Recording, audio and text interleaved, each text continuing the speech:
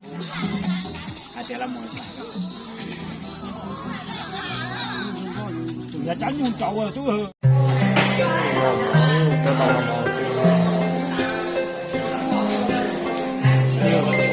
một cái chưa mới đâu một mỏ một gió một pin đây đây lại chùa đây bên đây kia là đàn đây mình nhá bé lòn đầu á cho nên chỗ này chủ siêu Còn bữa nào bữa chơi bữa lại đâu mai này đây đúng ra xéo 5 cân này nó mọt thẻ là mỏ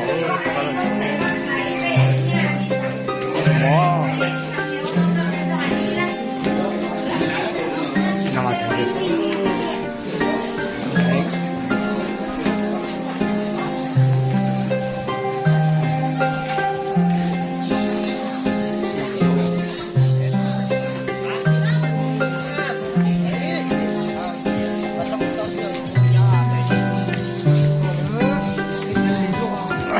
那里那去保河，还用在那去保。哎呀，当然当然啊，我比钱大多了，到早点哦，包什么别呀？哦，那我嘞就我都，搞本搞的生的了呀。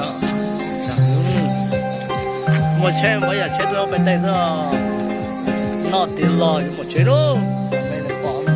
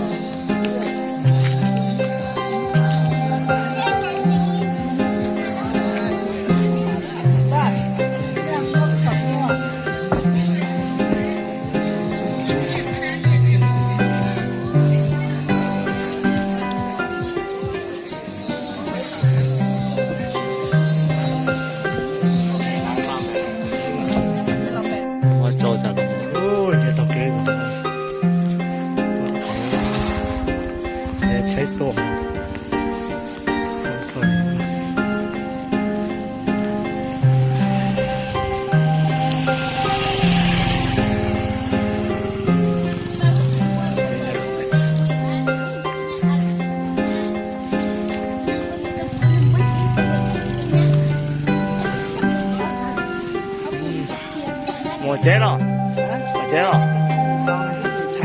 dễ cháo vậy? Ô mà, nó nữa, muốn tay cá luôn, còn là cá muốn tay nữa.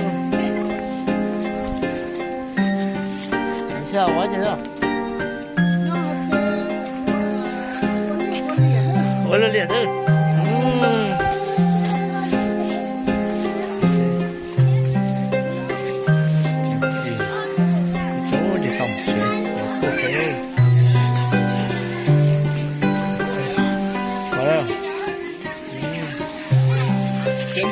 Hả?